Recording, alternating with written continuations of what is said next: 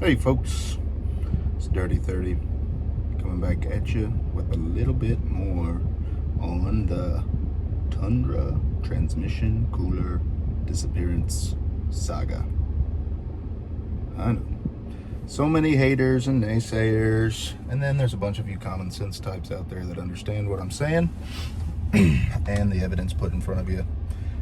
So I have ordered the thermostat control unit to go on the transmission that gives me external access to the fluid, and I am going to pick up an external cooler, hoses, and 3 gallons of Valvoline Max Life Full Synthetic Multi-Vehicle ATF fluid, which is WS compatible and full synthetic, unlike regular WS fluid.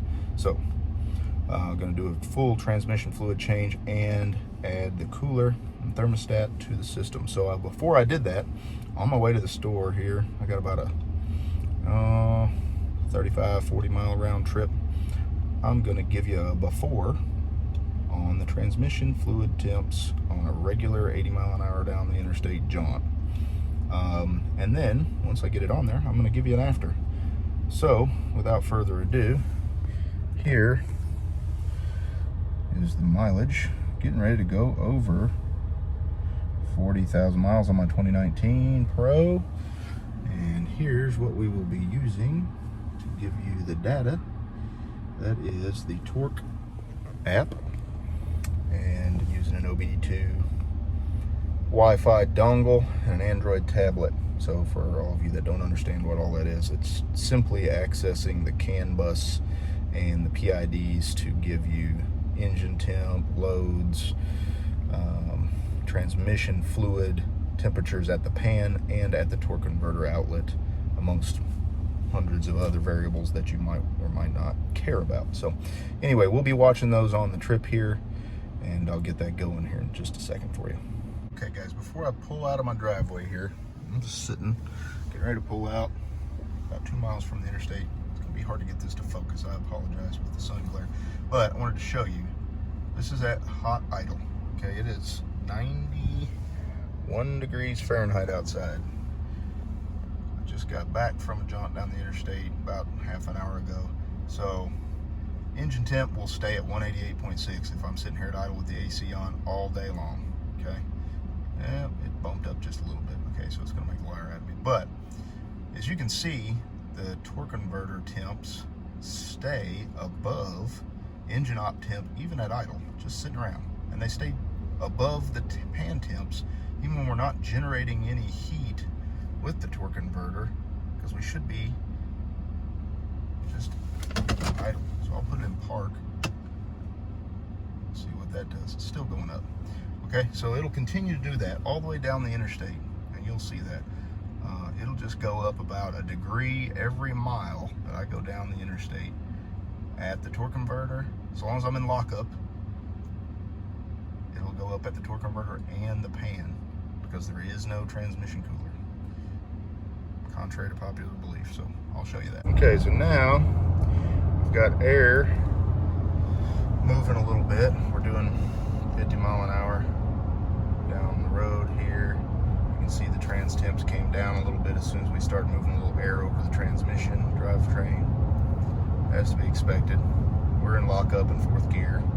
There's no real heat being generated by the torque converter here, just your normal internal friction. So it'll stay below engine op temp until we get up over 70 mile an hour, 65 miles an hour. At that point, we're generating more heat than it's dissipating with just ambient airflow over the transmission. And again, we have no load in the truck other than myself and my normal tools and junk. So yeah, I'm gonna say, to be on the safe side, this truck weighs 6,300 pounds or so right now, maybe give or take a couple hundred pounds. But there's no trailer behind me, it's not working hard, we're just putting down the road. You can see the engine load is low, throttle is low,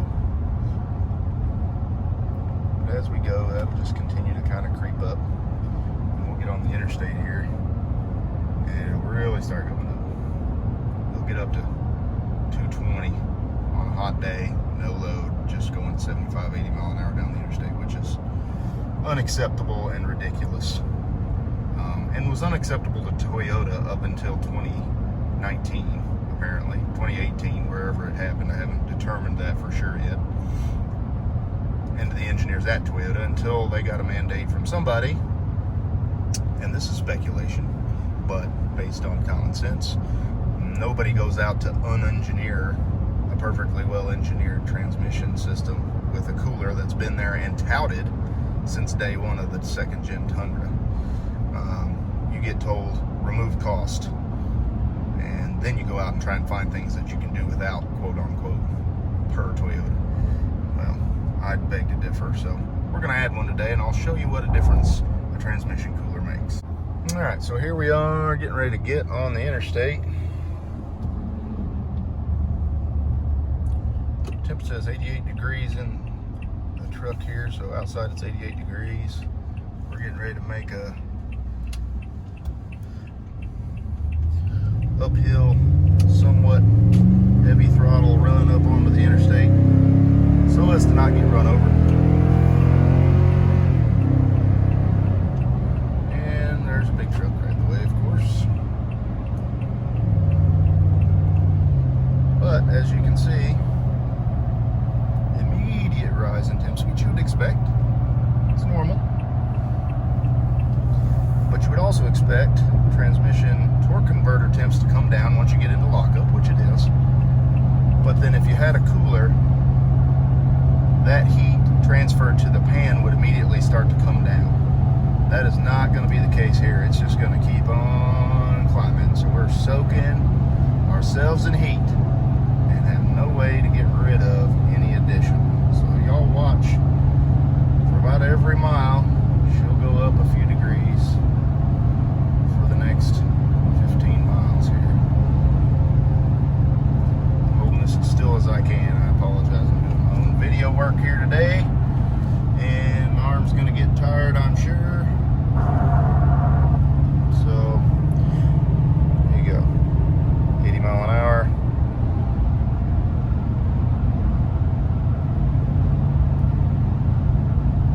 She'll just keep climbing. It'll be a slow climb.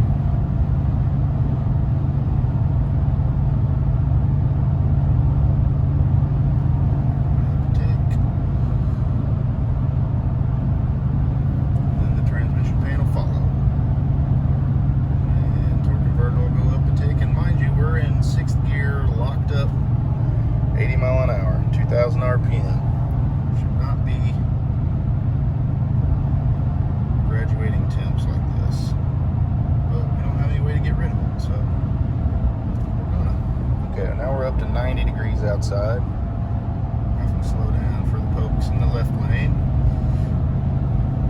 Still going up though. God forbid you have to go up a hill and unlock the torque converter. Then it really climbs up quick. So I'll do that here when I can speed back up after I go around this left lane lollygagging Floridian. There we go. Kick her down for a second. Back up to 80. Whoa, 5 degree spike. Whoa, imagine that. And then that will translate back into the temp again on the pan. I don't know if y'all know which one you're looking at. TF2, I don't know if you can read that. And TF1. TF2, it says converter after it. That's at the torque converter outlet. TF1 is at the pan. It says pan after it. So the two middle top ones there. Left one being the torque converter, right one being the pan temp. So as you can see, she's going up. I'll come back. Alright guys, we are a mile from our exit here. And I had to slow down a little bit due to traffic. But as you can see, we're already up to 212 at the pan. And we've only gone, oh, that got weird, a few miles here at, again, 80 mile an hour. And in case you don't believe me, no trailer back there. Get around this guy and then we'll be done. 213 at the pan. And again, it's maybe 30-foot elevation change the entire trip. Several little whoops, you know, but no major hills or anything like that. 213 at the pan. Yeah, so you keep going, it'll top out at about 220 on a 90-degree day with no load.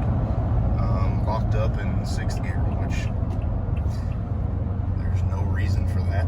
But as you can see, we're already 14 degrees above engine op temp. So I'll report back on the trip after the install.